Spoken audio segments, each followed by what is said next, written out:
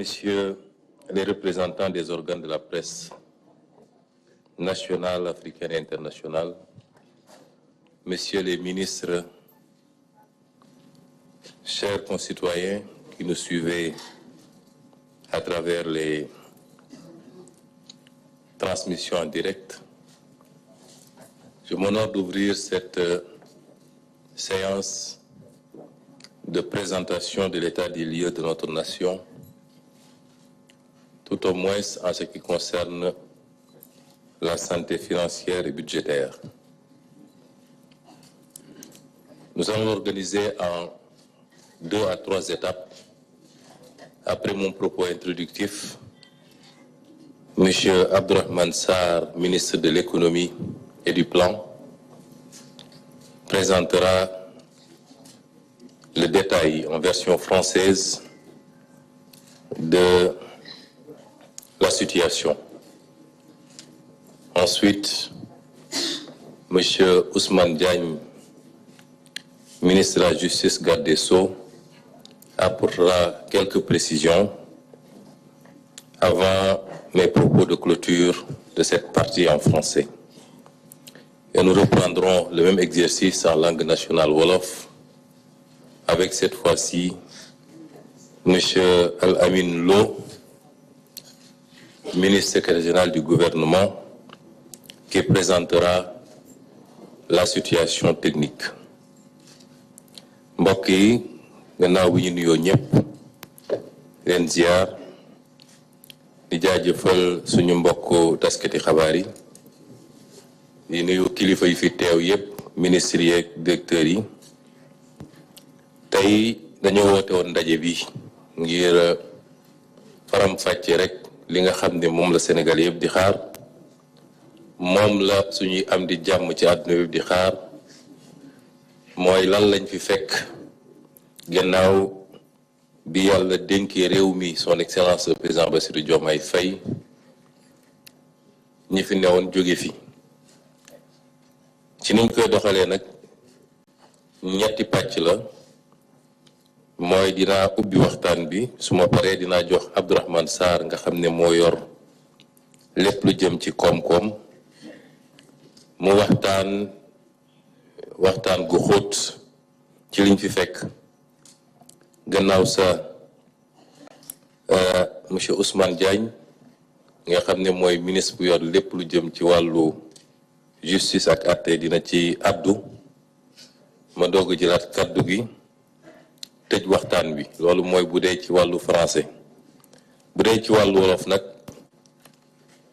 Al Amin Lo mi nga xam ne mooy ministre secrétaire général du gouvernement mooy jottali li nga xam ne moom la Abdourahmane Sarr def ci kàllaama nasaraan. Mesdames et messieurs les représentants des organes de la presse nationale, africaine et internationale, le 2 avril 2024, le président de la République, son excellence Bassirou Diomaye Diakhar Faye, a prêté serment avec l'engagement d'une transformation systémique de notre pays pour un Sénégal souverain, juste et prospère.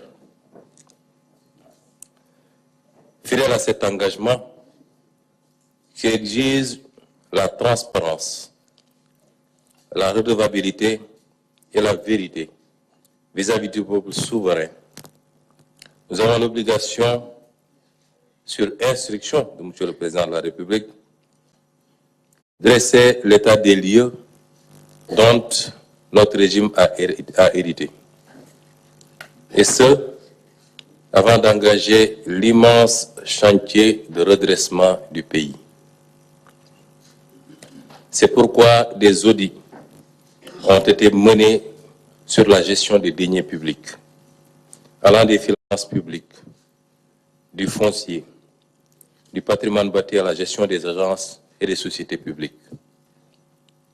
Les constats de ces audits font ressortir de la gabegie dans les dépenses, tant dans leur choix et leur qualité que dans leur effectivité et impact.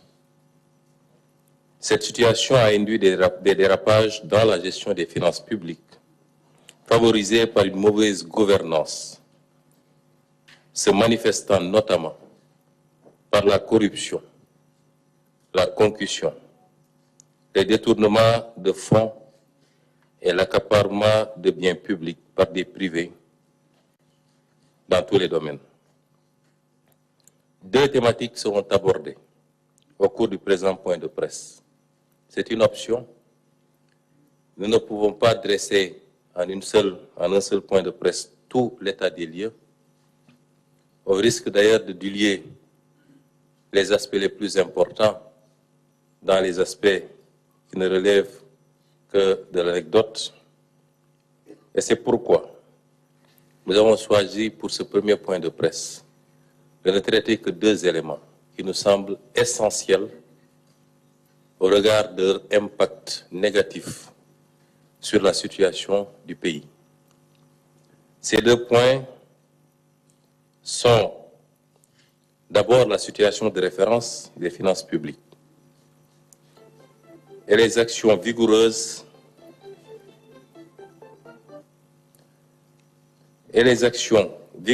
en termes de réforme pour prendre en charge dans les délais requis les dérapages enregistrés et jeter les bases d'une transformation systémique. C'est un premier point qui est important.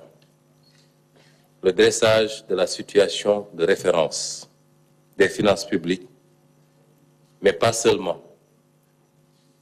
Les actions vigoureuses en termes de réforme pour prendre en charge dans les délais requis les dérapages enregistrés et jeter les bases d'une transformation systémique.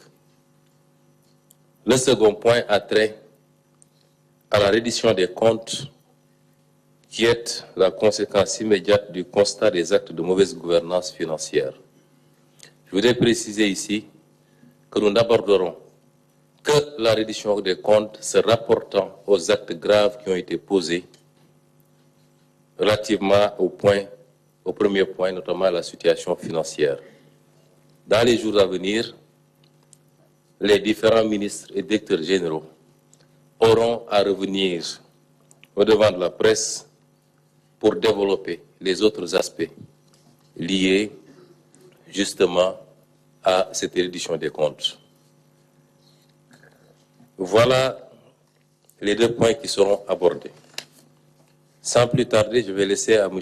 Abdourahmane Diouf, Abdourahmane Sarr, le soin de vous présenter la situation de référence des finances publiques.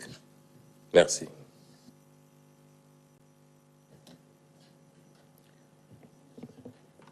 Je vous remercie, Monsieur le Premier ministre, chers membres de la presse, chers participants. Effectivement, en effet, sur ordre du Président de la République, le ministre des Finances et du Budget avait désigné une équipe sous la supervision de l'Inspection générale des finances afin d'élaborer un rapport sur la situation des finances publiques au 31 mars 2024. Le rapport a été établi en application de la loi 2012-22 du 27 décembre 2012 qui a transposé dans notre ordonnancement juridique la directive de l'UEMOA portant code de transparence dans la gestion des finances publiques. Cette loi dispose que, dans les 3 mois suivant chaque nouveau mandat présidentiel, la situation globale des finances publiques, et en particulier la situation du budget de l'État et de son endettement, fait l'objet d'un rapport préparé par le gouvernement. Ce rapport, audité par la Cour des comptes, est publié dans les 3 mois suivants.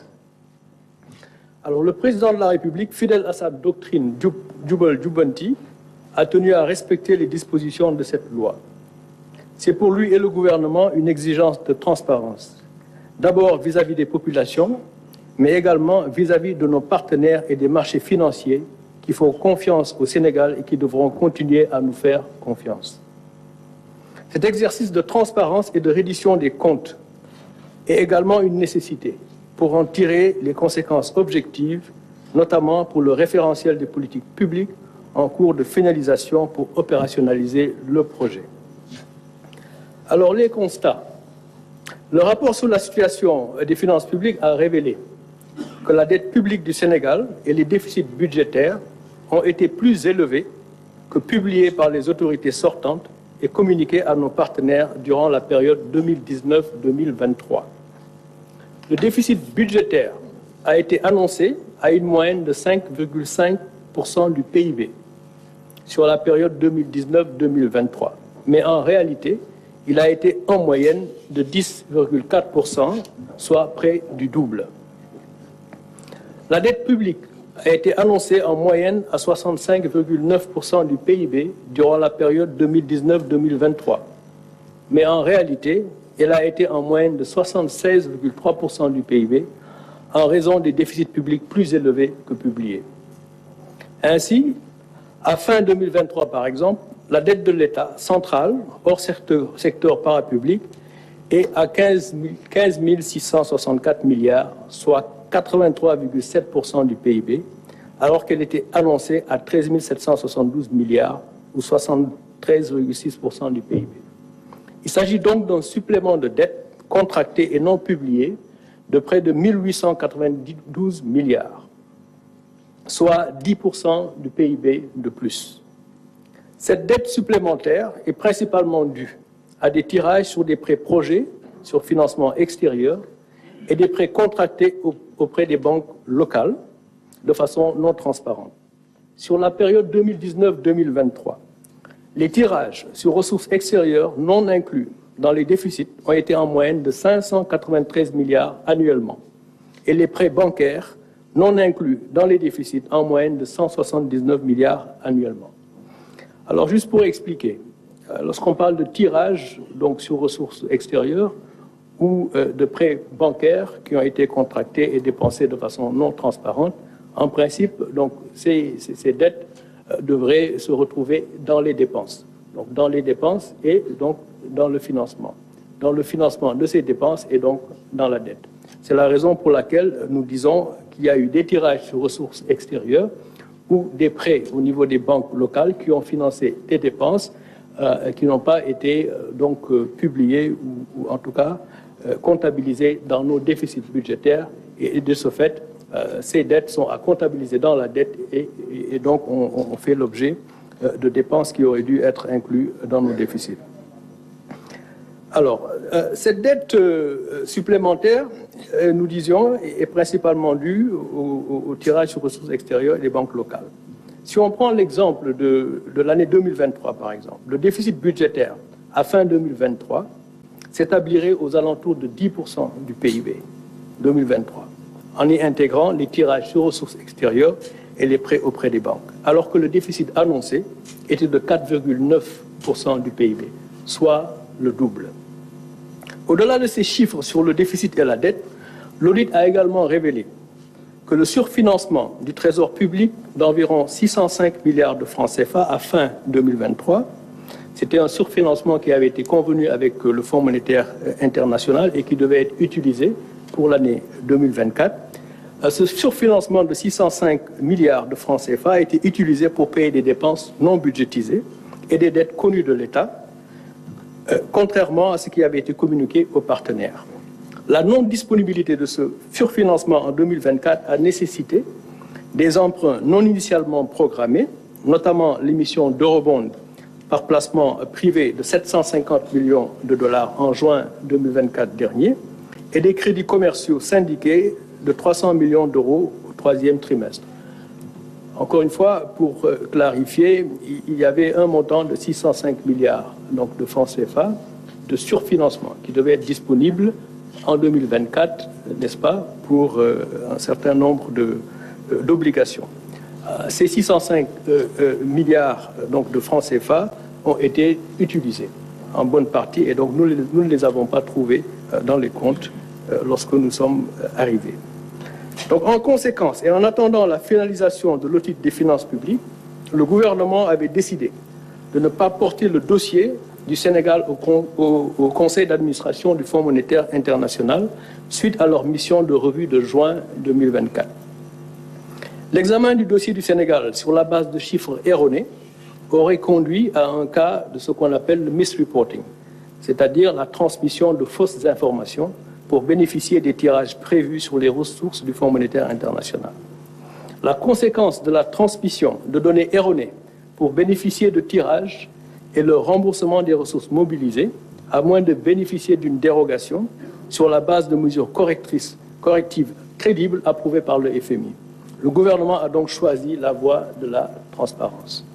Là aussi, juste pour clarifier, quand on parle de transmission de données erronées au Fonds monétaire international, donc vous allez au conseil d'administration avec un rapport et les données avec lesquelles vous allez au conseil d'administration sont les données qui sont transmises par les autorités du pays. Alors, si ces données donc transmises ne sont pas correctes ou frauduleusement donc données ou fournies au service du Fonds monétaire et qu'il y a un décaissement, ce décaissement, en principe, il doit être remboursé. À moins qu'il y ait une dérogation du même conseil d'administration du Fonds monétaire international s'il y a des mesures correctives donc qui permettent au pays de revenir sur la trajectoire qui était précédemment donc convenue. Le Fonds monétaire donc international a été informé des résultats de l'audit des finances publiques et le gouvernement du Sénégal sera en discussion avec leurs services pour les mesures correctives que nous comptons mettre en œuvre. Ces mesures seront mises en œuvre soit dans le cadre du programme en cours avec le FMI pour mettre les finances publiques sur la trajectoire initialement convenue, ou dans le cadre d'un nouveau programme à négocier à très court terme et à mettre en cohérence avec le nouveau référentiel des politiques publiques. Alors, en tout état de cause, ce qu'il faut retenir est que ce qui sera convenu avec le Fonds monétaire international sera le programme du gouvernement, afin de mettre notre déficit budgétaire et notre dette sur une trajectoire soutenable, à un niveau de risque modéré, voire faible à moyen terme. Ainsi, le gouvernement prend l'engagement de ramener la dette de l'État central de 83,7% du PIB en 2023 à moins de 70% dans des délais raisonnables. Nous nous fixons cet objectif non seulement parce qu'il correspond à nos engagements dans le cadre de l'UEMOA, mais également parce qu'il correspond à nos capacités actuelles d'endettement, compatibles avec une économie saine et prospère, portée par un secteur privé fort. C'est l'ambition du projet du président de la République pour un Sénégal souverain, juste et prospère.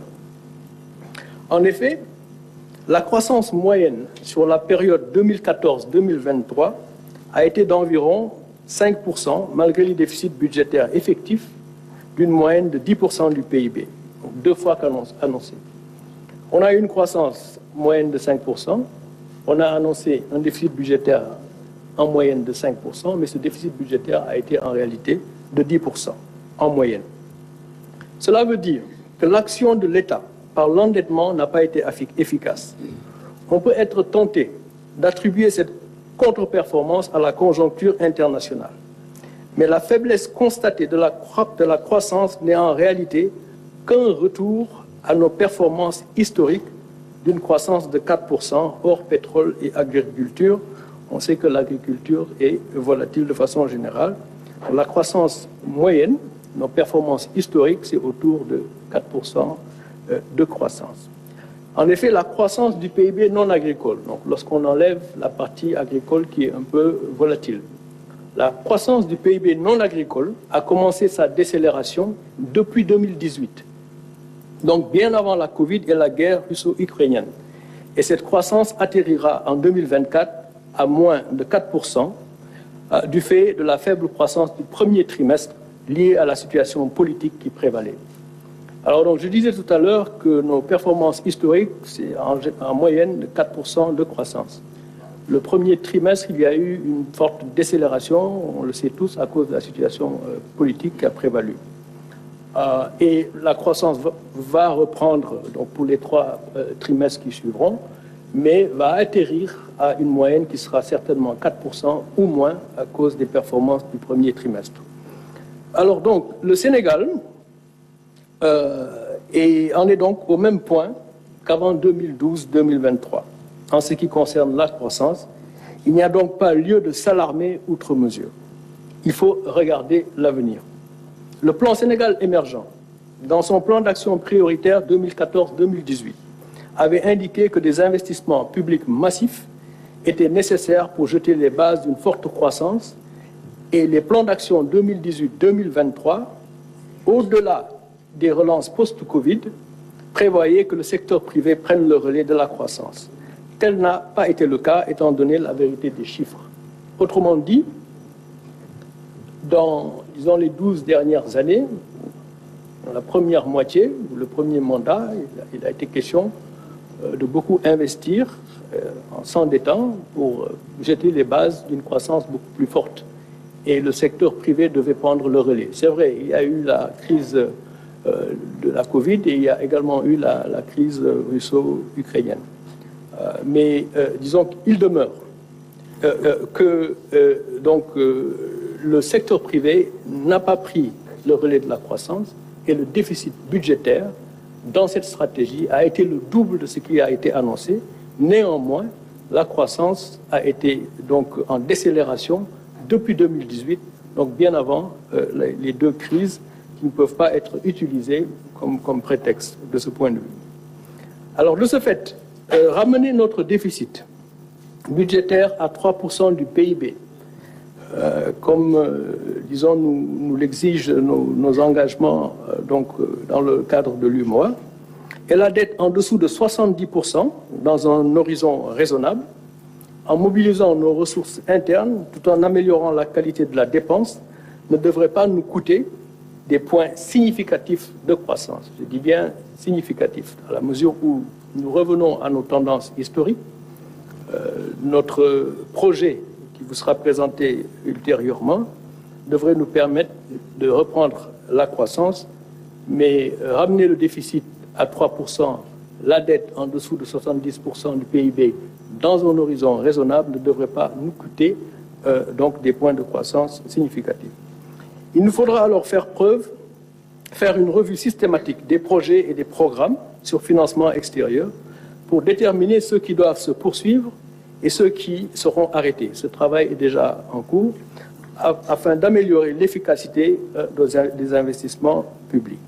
Les dépenses de fonctionnement seront également rationalisées, notamment par la réduction des subventions à l'énergie, nous y reviendrons, une stricte application des procédures de marché public, la maîtrise de la masse salariale et des stratégies d'optimisation de la commande publique et d'utilisation des biens et services par les administrations. Alors, dans le souci d'améliorer la qualité de la dépense, il s'agira pour le gouvernement de protéger également les couches vulnérables par un meilleur ciblage des bourses familiales tout en éliminant les subventions non ciblées, notamment à l'énergie, pour ceux qui ne devraient pas en bénéficier. Des mesures structurelles seront également prises dans le sens de la réduction du coût de production et de vente de l'énergie pour le mix énergétique. Ce sont nos projets à court et moyen terme. Pour rappel, rien que pour les années 2022-2023, les subventions à l'énergie ont coûté au budget de l'État plus de 1 200 milliards de francs CFA, des subventions à l'énergie non ciblées. Alors, la mobilisation des ressources internes se fera en réduisant les exonérations fiscales, en élargissant l'assiette fiscale, tout en réduisant les taux d'imposition, pouvoir promouvoir le civisme fiscal et en menant des réformes qui inciteront les entreprises à la formalisation. On sait déjà que 97% de nos entreprises sont informelles, donc les inciter à se formaliser permettra également de favoriser le civisme fiscal. Cela va jeter les bases de finances publiques saines, gage d'une souveraineté budgétaire retrouvée pour mieux accompagner le secteur privé. Alors, comme Monsieur le Premier ministre le disait tout de suite, ce point de presse n'est pas le lieu de discuter des détails du référentiel des politiques publiques, dont le premier draft en cours de finalisation circule déjà, mais il vous sera présenté le 7 octobre prochain. Je vous remercie, ministre. Merci, Monsieur le ministre de l'Économie. Je pense qu'il est important que tous les Sénégalais et toutes les Sénégalaises mesurent la gravité des moments que nous vivons. Il est extrêmement difficile d'intéresser les Sénégalais sur des questions qui relèvent d'une certaine technicité, particulièrement quand il s'agit des finances et du budget. Mais en langage très simple, je voudrais que les Sénégalais comprennent la situation. Et il était important pour nous de dresser cette situation de référence bien avant de vous présenter le nouveau référentiel le 7 octobre. Vous ne pouvez pas faire des projections sur les 25 prochaines années si vous n'avez pas fait l'état des lieux et la situation dans laquelle vous trouvez le pays. C'est d'autant plus important que, en tant qu'acteurs politiques, nous avons promis aux Sénégalais. Nous avons mené une lutte politique pendant 10 courtes et longues à la fois années, qui ont été consacrées par l'élection du président Bassirou Diomaye Faye. Et nous avions promis aux Sénégalais que nous les mènerions au sommet du gratte-ciel. Et je confirme ici que par la volonté de Dieu, nous le ferons. Mais en le faisant, même si nous soupçonnions et même si nous avions quelques éléments de preuve que la situation du pays n'était pas au beau fixe, nous étions loin de nous imaginer que les choses étaient si catastrophiques. Et donc ce que je voudrais dire, c'est que pensant être au premier étage, nous avions promis d'accélérer les choses pour amener le pays au sommet. Après l'inventaire et l'état des lieux, nous nous rendons compte que nous trouvons le pays au 4e sous-sol. Il nous faudra faire un effort de rattrapage qui exigera de notre part à tous beaucoup de sacrifices. Mais en langage beaucoup plus simple, c'est que le ministre vient de nous dire, c'est que les autorités que nous avons remplacées ont menti au pays et ont menti aux partenaires en falsifiant les chiffres publics, en donnant des données erronées, au moins sur les 3 aspects qu'il a soulevés, mais vous pouvez le considérer sur tout autre aspect, en l'occurrence ici, le déficit public, qui est au double de ce qui a été annoncé pendant tout ce temps. La dette publique, qui est 10 points plus élevée que ce qui a été annoncé. Et de manière constante d'ailleurs, de 2019 à 2023. L'exercice aurait pu remonter plus loin. On aurait su ici, la tendance avait pris départ un peu plus tôt, mais les 4 exercices nous suffisent pour voir à quel point le régime du président Macky Sall a menti au peuple, a menti aux partenaires, a tripatouillé les chiffres pour donner une image économique, financière et budgétaire qui n'avait rien à voir avec la réalité. C'est d'une gravité extrême. D'une extrême gravité. Sur le 3e point, il a abordé la question du surfinancement. De manière très simple, ça veut dire simplement que les partenaires avaient accepté que le Sénégal puisse aller en termes de levée de fonds au-delà de ce qui était annuellement autorisé, en prévision du début des 4 premiers mois de l'exercice 2024, qui, dans tous les cas, étaient des exercices incertains au regard des élections qui se profilaient. 600 milliards qui n'auraient dû être dépensés qu'à partir du 1er janvier, mais que le régime sortant a dépensé avant notre arrivée au pouvoir, c'est-à-dire avant 2024, sur l'exercice 2023, ce qui est extrêmement grave. Il est important d'insister sur ce point, parce que la manipulation a voulu faire croire aux Sénégalais qu'il y avait un problème avec le surfinancement et que c'est notre régime qui a utilisé ces fonds, ce qui est totalement faux. Ça a été utilisé et de manière injustifiée pour plus de 300 et quelques milliards par l'ancien régime. Et au moment où on parle, nous ne trouvons nulle trace de l'utilisation de ces fonds. Je voudrais, avant de donner la parole à Monsieur le ministre de la Justice, saluer ici le courage d'un homme, le président de la République. Parce que le ministre ne l'a pas suffisamment abordé, en dehors de l'aspect misreporting, mais cet exercice auquel nous nous livrons aujourd'hui est un exercice risqué pour un État, puisqu'il peut avoir des impacts aussi bien dans nos relations avec les partenaires qu'au niveau du marché. D'autres régimes auraient préféré fermer les yeux et continuer dans la politique du bricolage et du mensonge. Quand nous avons découvert la situation, nous avons tenu des réunions en présence des ministres concernés. Des doutes subsistaient, légitimes. Et le président de la République a donné une réponse très simple. Je ne démarrerai pas ce mandat dans le mensonge, je ne le déroulerai pas dans le mensonge et je ne le terminerai pas dans le mensonge. Quelles que soient les conséquences de cette situation, je dirai la vérité au peuple sénégalais. Et je dis que Dieu aime le Sénégal. Parce que si on avait été inscrit dans la continuité, je puis vous assurer que ceux qui sont à l'origine de cette situation ne l'auraient jamais présenté tel que nous le ferons aujourd'hui. Et le peuple sénégalais aurait été rattrapé tôt ou tard par les conséquences catastrophiques.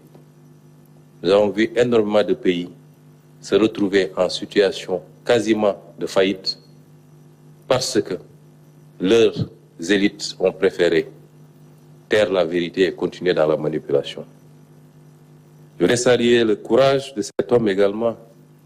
Quand le Sénégal devait être programmé au FMI au mois de juillet, il a pris la décision de ne pas présenter le dossier du Sénégal et a dépêché le ministre des Finances pour aller le dire au FMI, aux États-Unis, et leur dire nous préférons ne pas avoir de décaissement plutôt que de le faire sur une base erronée et demain en subir les conséquences. Certains manipulateurs ont voulu dire aux Sénégalais que le FMI a reporté le rendez-vous parce qu'on aurait opéré des levées de fonds. C'est totalement faux. C'est à notre initiative, et seulement à notre initiative. C'est nous qui avons demandé au FMI. Et le FMI pourra démentir si ce n'est pas vrai.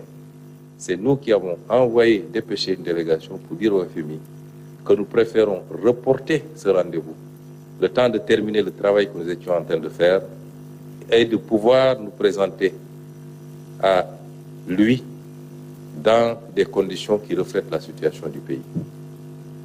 Ces précisions sont extrêmement importantes parce que nous sommes dans un pays de manipulation, de diffusion de fausses nouvelles à longueur de journée. Et sur ces questions, j'inviterai tous les Sénégalais à beaucoup plus de retenue, parce qu'il s'agit de l'image du pays et de sa crédibilité à l'extérieur. C'est des questions qui relèvent à la limite de sécurité nationale. Et tout Sénégalais qui se prononce, quelle que soit la liberté dont il dispose, doit le faire sur la base de chiffres, de faits et d'informations vérifiées. Je m'en limiterai à ça. Et ces données ou ces informations qui ont été produites ne seront jamais démenties par ceux qui en sont les auteurs. Des ministres ont été présentés ici comme étant les meilleurs ministres des Finances que la République n'ait jamais connus. Le ministre Moustapha Ba, le ministre Amadou Ba, d'abord en tant que ministre et en tant que Premier ministre, et même le président de la République Macky Sall. Et tout ce beau monde a menti aux Sénégalais, a menti au peuple, a menti aux partenaires pour pouvoir simplement bénéficier de fonds et qui, j'y reviendrai après, le plus souvent ont été détournés de leur objectif. C'est une situation d'une extrême gravité qui appelle à l'exercice de situation des responsabilités, mais également la nécessité d'en tirer toutes les conséquences. C'est pourquoi je vais donner la parole à M. le ministre de la Justice qui donnera quelques éclairages sous l'angle juridique. Monsieur le ministre, vous avez la parole. Je vous remercie, Monsieur le Premier ministre. Monsieur le Premier ministre, Monsieur les ministres, Mesdames et Messieurs les ministres, Mesdames et Messieurs, le rapport que vient de nous livrer le ministre de l'Économie, du Plan et de la Coopération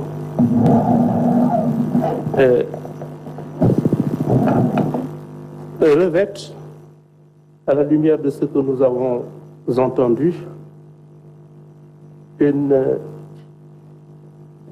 ces faits sont d'une gravité certaine et semblent revêtir une qualification pénale que les autorités judiciaires compétentes saisies vont devoir déterminer au moyen d'investigation qu'elles jugent appropriées. Il est vrai que nous sommes dans un état de droit. Les deniers publics, dans le cadre de l'agencement juridique du pays, on a conféré un statut privilégié à nos deniers publics. Et de ce point de vue, donc, il est vrai qu'il ne m'appartient pas a priori de juger de l'effectivité des faits. Il appartiendra donc aux autorités judiciaires et policières de le déterminer, c'est leur travail.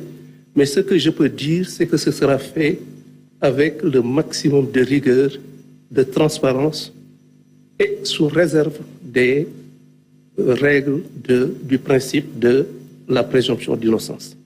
Mais ce qui est certain, c'est que toutes les conséquences juridiques et judiciaires seront rigoureusement tirées, les faits seront décortiqués de façon particulièrement transparente, claire et objective, les responsabilités situées et les personnes susceptibles d'avoir eu à commettre des faits contraires ou en infraction avec la loi pénale en subiront toutes les conséquences de façon rigoureuse.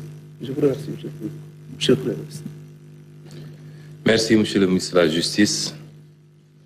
En conclusion, en tout cas, je voudrais dire que le peuple sénégalais doit comprendre qu'on est à un tournant extrêmement important de la vie de la nation. Quoi de plus normal d'ailleurs que nous ayons choisi ce jour, que ce jour ait coïncidé avec la célébration de ce douloureux événement qui est là, le naufrage du bateau le Joola. Certains ont voulu dire pourquoi organiser ça ce même jour. Mais symboliquement, c'est la somme de nos négligences coupables et celle de nos autorités politiques qui est à la base de toutes les catastrophes que nous vivons. Si on en est là, c'est parce que malheureusement, des comportements comme ceux que nous voulons de décrire ont privé le pays d'un certain nombre d'atouts qui jettent aujourd'hui les jeunes dans les océans. Ont privé le pays d'un certain nombre d'atouts qui auraient réglé la question des inondations, puisque 750 milliards sont supposés avoir été engloutis. Il ne faut pas sous-estimer ces comportements. À chaque fois qu'on ment au peuple et à chaque fois qu'un centime est détourné de son objectif, c'est une infrastructure, c'est des décisions de politique publique qui auraient impacté positivement sur la vie des Sénégalais qui aura été compromis. Et c'est pourquoi nous voulons que le peuple sénégalais mesure la gravité de cet instant. Le vrai débat, il est là. Ce n'est pas les diversions qu'on nous sert tous les jours à travers les médias et les réseaux sociaux. Les vrais débats dans les pays démocratiques avancés sont de cet ordre-là. Parce que c'est ça qui impacte sur la vie des Sénégalais. Et non pas les débats de personnes à longueur de journée. Et je voudrais dire ici que notre combat politique pendant toutes ces années n'a été autre chose que ça. Et nous serons à la hauteur parce que ceux qui ont donné leur vie pour que ce projet aboutisse Nous devons nous hisser à leur hauteur et les rendre fiers d'avoir combattu. Aujourd'hui est un jour important, un point de départ qui, au-delà de la présentation de ces chiffres, doit marquer une nouvelle page dans la vie de ce pays et dans la gestion des affaires politiques. Nous respectons donc la parole donnée au peuple. Cette parole est reflétée par tout notre combat. Sur ces considérations, pendant 10 ans, nous avons alerté. Je me rappelle qu'en 2018, en tant que député, j'adressais aux représentants du Fonds monétaire ici à Dakar une correspondance pour attirer son attention sur le dépassement sur les ressources extérieures de plus de 300 milliards. Cette correspondance avait été préparée par l'actuel président de la République et une petite équipe. Nous avons toujours alerté. Et j'ai toujours dit, sur la tribune de l'Assemblée nationale, qu'on ne gouverne pas un pays dans le mensonge et dans la manipulation. Aujourd'hui, que nous sommes aux affaires, nous pouvons plus aisément prouver aux Sénégalais jusqu'à quel point ils ont été manipulés. Mais rien ne sera plus comme avant. En ne présentant pas notre dossier au FMI par devoir de vérité, nous nous sommes ainsi passés de ressources de l'ordre de 230 milliards de francs CFA au mois de juillet 2024. Mais c'est la responsabilité de ceux qui ont manipulé les écritures et qui ont privé le pays de ses ressources. Ceci pour ne pas nous mentir à nous-mêmes, mais pour ne pas mentir au peuple ni à nos partenaires techniques et financiers. Notre nouveau paradigme sera désormais de ne plus attendre, moyennant des financements, qu'on nous pose des conditionnalités qui sont des évidences et des exigences que nous devrions nous-mêmes adopter. Que nous devions nous-mêmes adopter dans la gestion de nos finances publiques, la protection des couches vulnérables, dans la bonne gouvernance et la lutte contre la corruption, le détournement des deniers publics et le blanchiment de capitaux. Effectivement, des faits qui ont été constatés et qui vous ont été présentés, au-delà de leur impact sur la situation des finances publiques, soulèvent des problématiques notamment de corruption. C'est ça qui est regrettable. Non seulement ils ont manipulé les chiffres, mais toute cette manne financière qui a été captée par le Sénégal a été détournée pour une très grande partie de ces objectifs pour enrichir les autorités politiques. Et donc la politique d'endettement effrénée a donné lieu à l'utilisation des ressources de façon non transparente et favorable à une corruption généralisée. L'endettement par le biais d'offres spontanées. Là, nous abordons la méthodologie, le modus operandi pour détourner en masse les deniers publics. Ce n'est pas l'objet de ce point de presse. Et ultérieurement, comme je l'ai dit, sur chacune des questions qui sera évoquée, des ministres et des directeurs généraux viendront faire la situation détaillée. Mais le recours spontané, quasi spontané, à la méthode des offres spontanées d'investisseurs dans des conditions nébuleuses et l'utilisation abusive du secret défense. Plus de 2500 milliards ont été dépensés ces 4 dernières années sous le sceau du secret défense pour échapper aux règles des marchés publics. Et bonjour les dégâts. Et donc toutes ces pratiques ont facilité la corruption. Plus de 25 000 milliards de CFA ont été mobilisés, offrant un champ illimité à toutes les dérives.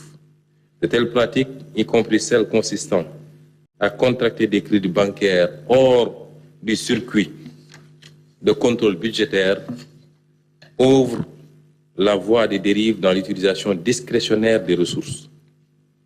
Le Trésor public s'est retrouvé dans une situation où il n'est au courant de ces opérations qu'au moment de leur effectivité ou au moment du remboursement des prêts contractés. Je pense sur toutes les mauvaises pratiques qui ont permis à des lobbies politico-affairistes de détourner une bonne partie de ces fonds de leur destination en s'enrichissant indûment à coups de centaines de milliards. Il en va de la pratique des remises gracieuses. Il en va de la pratique des remises gracieuses. Et chacun de ces points que j'évoque va faire l'objet plus tard d'un exposé qui permettra aux Sénégalais d'apprécier le carnage qui a été organisé.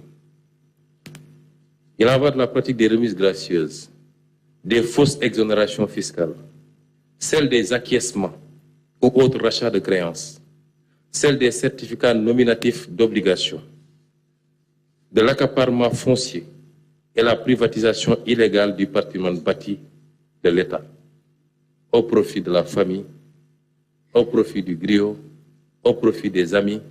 Et dans les jours à venir, vous aurez tous les détails par rapport à ces pratiques. Il y a même lieu de s'interroger sur les conditions d'attribution des marchés d'approvisionnement du pays en hydrocarbures.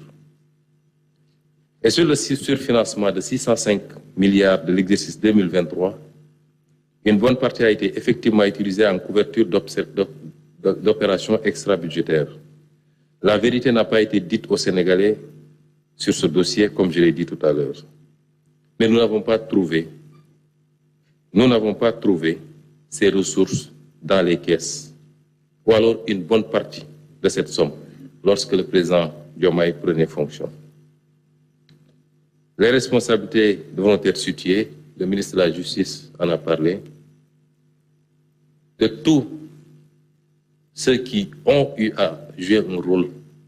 J'ai parlé du ministre Moustapha Ba, j'ai parlé du ministre et du Premier ministre Amadou Ba, j'ai parlé du ministre des Finances Abdoulaye Daouda Diallo, Monsieur le Président de la République Macky Sall, qui ne pouvaient ignorer ces pratiques, devront expliquer aux Sénégalais pourquoi et comment ils ont pu plonger le pays dans cette situation.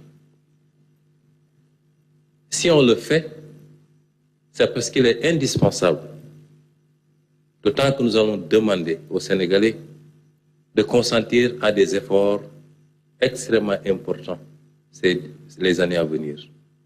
Le ministre de l'Économie en a abordé certains, sur la subvention, sur la fiscalité et sur beaucoup d'autres aspects.